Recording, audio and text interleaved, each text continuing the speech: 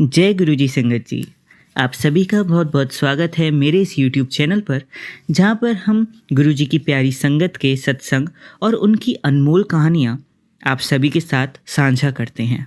और अगर आप भी अपना सत्संग संगत जी के साथ शेयर करना चाहते हैं तो डिस्क्रिप्शन में दिए गए नंबर या तो जीमेल आईडी पर आप लिख कर भेज सकते हैं। आपका सत्संग भी ज़रूर शेयर किया जाएगा। आज हम आपके सामने दो अद्भुत सत्संग प्रस्तुत करने जा रहे हैं। दोनों ही पुरानी संगत के सत्संग हैं जो हमें जीवन की कठिनाइयों में गुरुजी के द्वितीय और अलौकिक समर्थन का आभास कराएंगे। इन सत्संगों में हमें यह सीख मिलेगी कि गुरुजी की कृपा और आशीर्वाद से जीवन में सबसे कठिन परिस्थितियां भी सरल हो जाती हैं। आइए इस अद्भुत यात्रा पर चलते हैं। दिसंबर 1999 की शीत ऋतु मेरे लिए एक अति भयानक समाचार लेकर आई थी। धीरे धीरे मेरी आवाज़ कम होती जा रही थी और थोड़े से शब्दों के उच्चारण के लिए भी मुझे विशेष प्रयास करना पड़ रहा था। कर्ण, नासिका और कंठ विशेषज्ञ से मिलने के पश्चात यह लग रहा था कि दिल्ली की यह शीत ऋतु और धुंध निरानंद होते हुए भी प्रतिकूल होने वाली थी। विस्तृत जांच पड़ताल के पश्चात विशेषज्ञों ने शल्य क्रिया का परामर्श दिया जो सर गंगाराम चिकित्सालय में कराई गई। मेरी बायोप्सी का परिणाम आने पर हमारी आशंका की पुष्टि हो गई। कंठ में मेरी सूजन असाध्य प्राणघातक कर्कट रोग बन चुका था। जब मेरी वाणी विकृत होने लगी उसके मात्र 2 मास पश्चात ही मैं जैसे नर्क में पहुंच गया था और इसका कारण समझ पाने में असमर्थ था। मैं सिगरेट, मद्य, तंबाकू या पान का सेवन नहीं करता था, पर ईश्वर ही पालक है। अपनी शल्य क्रिया के पश्चात 3 सप्ताह के विश्राम काल में, जिसमें मुझे कुछ भी बोलने की मनाही थी, मैं गुरुजी की शरण में रहा। मैं और मेरी पत्नी, हम दोनों गुरुजी के पास मेरी दुर्दशा की अवस्था में पहुंचे थे, किंतु उससे पहले एक और परीक्षा देनी थी। चिकित्सालय से आने के बाद 5वें दिन मेरी गुरुजी के पास जाने की अटूट अभिलाषा जागृत हुई। संयोग से उस दिन अत्यधिक वर्षा हो रही थी। मेरे परिवार के सदस्यों ने मुझे किसी और दिन जाने की सलाह दी, पर मैं नहीं माना। मेरा मन पक्का हो चुका था। मेरे अंदर उसी दिन जाने की आवाज़ उठ रही थी। एम्पायर एस्टेट से गुरुजी के स्थान तक चलते हुए एक अद्भुत सुख का आभास हुआ। गुरुजी अपने रंगीन लंबे लवादे में अपने स्थान पर आसीन थे। हमारा परिचय करवाकर हमें राजसिक रक्तेम कालीन पर आसन ग्रहण करने को कहा गया। गुरुवाणी के पवित्र शब्द वातावरण में रस घोलकर उसे और मधुमय कर रहे थे। एक स्नेह में किंतु ओजस्वी ऊर्जा पूरे कमरे में फैली हुई थी। कुछ समय पश्चात चाय प्रसाद वितरित हुआ। उसके एकदम बाद गुरुजी ने हमें बुलाया और मेरी घबराई हुई पत्नी को कहा, जा तेरे हस्बैंड नू 50% ठीक कर दिया, टेस्ट फिर करा ले। उस समय मेरा विश्वास करना सरल नहीं था। वह असाध्य रोग ठीक हो गया था, पर हमने गुरुजी की सलाह मानी। बायोप्सी की शेष 4 स्लाइड में 2 एम्स में दी, 2 बॉम्बे स्थित टाटा संस्थान में भेजी। 1 सप्ताह पश्चात परिणाम आने पर हम पुनः एम्पायर स्टेट गए। हमारे प्रवेश करते ही गुरुजी मुस्कुराए और बोले, क्यों डॉक्टर, कन्फ्यूज हो गए? यह तथ्य था। दोनों संस्थाओं से आए निष्कर्षों ने मुझे स्वस्थ घोषित किया था। प्रथम चमत्कार हो चुका था। उसके पश्चात चिकित्सकों ने रोग लक्षण प्रयोगशाला के निर्णयों की अवहेलना न कर उपचार पूरा कराने को कहा। मैंने निश्चित कर लिया था कि अब कोई उपचार गुरुजी के कथानुसार ही होगा। आगे यह हुआ, गुरुजी ने मुझे मिर्चों से भरा हुआ लंगर खाने को कहा। चिकित्सकों के अनुसार, जिन्होंने मुझे केवल उबला हुआ खाना खाने के निर्देश दिए थे, मिर्चें मेरे लिए बिल्कुल ही मना थीं। गुरुजी ने मुझे उच्चारण भी करवाया और घोषित कर दिया कि मैं पूर्णतया स्वस्थ हूँ। गुरुजी के परामर्श पर मैं विकिरण चिकित्सा करवाता रहा। परंतु मुझ पर कोई दुष्प्रभाव नहीं पड़ा। मुझे कभी कोई उबकाई नहीं हुई। मेरा होमोग्लोबिन सदा सामान्य से ऊपर रहा। एकमात्र औषधि, यदि इसे ऐसा कह सकें, तो गुरुजी द्वारा अभिमंत्रित ताम्र लोटे में जल भरकर पीने की रही। इस क्रिया में पूरी रात्रि जल भरकर रखने के पश्चात प्रातःकाल आधा पीकर शेष से स्नान करना था। इस अति साधारण क्रिया पद्धति से मैं पूर्ण स्वस्थ हो गया। नव जीवन के लिए मेरा ऐसा चमत्कारिक परिवर्तन रहा है। यह सिद्ध करने के लिए मेरी 2 बेटियां और पत्नी हैं। धन्य है गुरुजी।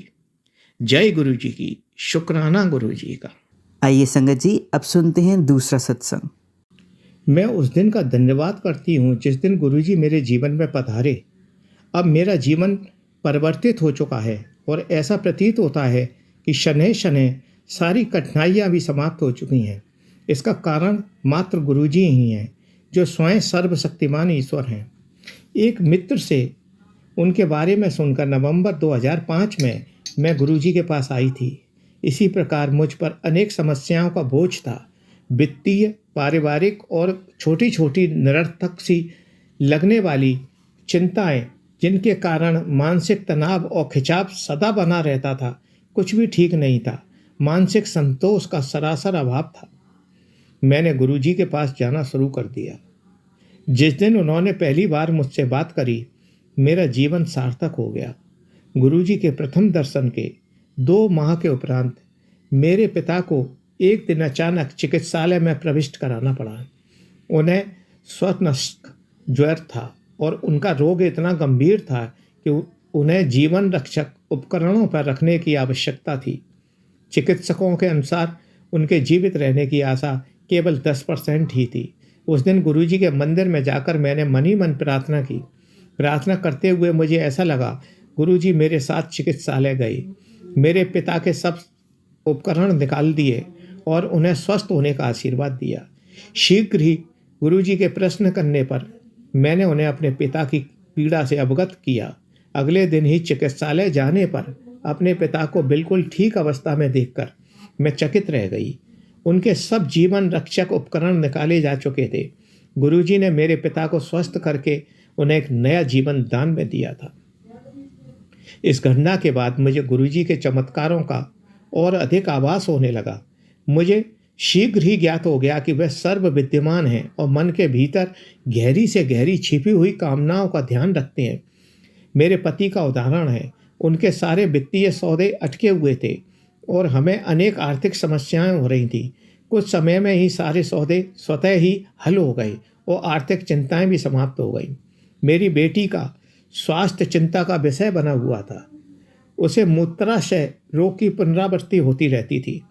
गुरुजी ने उसे ताम्र लोटे से आशीष दिया। उसका जल ग्रहण कर उसने रोग मुक्ति प्राप्त करी। मेरे घुटनों में इतनी अधिक पीड़ा रहती थी कि सीढ़ियाँ नहीं चढ़ी जाती थीं। उनके दैवीय प्रभाव से वह भी समाप्त हो गया। मेरी घनिष्ठ संबंधी ने भी उनकी कृपा का अनुभव किया। वह ब्रिटेन में अपने पति के साथ रहती थीं, किंतु ससुराल के कुछ सदस्यों के कारण उनकी अपने पति के साथ अनबन थी। अंत में वे अपना घर छोड़कर वापस आ गईं। उसने अपने पति से संबंध विच्छेद करने का मन बना लिया था, किंतु गुरुजी की दया से यह अनहोनी घटना होते होते बच गई और उनका दाम्पत्य माधुर्य पुनर्स्थापित हो गया। वास्तव में उसके पहले दर्शन के समय ही गुरुजी ने उसको उसके नाम से संबोधित किया। यह इस बात का सूचक है कि गुरुजी का अलौकिक प्रेम किस हद तक है। किस प्रकार से गुरुजी हमारे गूढ़तम प्रश्नों का उत्तर देते हैं और हमारे मन की समस्त भावनाओं का ज्ञान रखते हैं। हमारे जीवन में गुरुजी के प्रवेश के बाद सब कुछ सामान्य हो गया है। हमारे कुछ अच्छे कर्मों के कारण ही गुरुजी हमारे जीवन में प्रविष्ट हुए हैं। हमने चारों तरफ सदा रक्षा कवचों का अनुभव किया है। वे आकस्मिक विपदाओं और आपदाओं से सदा हमारी रक्षा करते हैं। उनके कारण अनेक समस्याएं स्वतः ही हल हो जाती हैं। बाह्य स्रोतों द्वारा उत्पन्न विघ्न स्वयं समाप्त हो जाते हैं। और तो और मेरी छवि, दृष्टिकोण एवं प्रवृत्ति पूर्णतः परिवर्तित हो चुके हैं। मुझे जीवन में गुरुजी के आने के पश्चात पूर्ण शांति की प्राप्ति हुई है। अपने आश्रय में रखने के लिए हम कृपालु गुरुजी का हृदय और आत्मा से धन्यवाद करते हैं। चूँकि यह जीवन उनके बिना असंभव है, हम अति आभारी हैं। हमारा अस्तित्व, यह लघु जीवन उनके बिना अर्थहीन है, उसकी कोई समानता संभव नहीं है। गुरुजी मानव शरीर में परमात्मा हैं।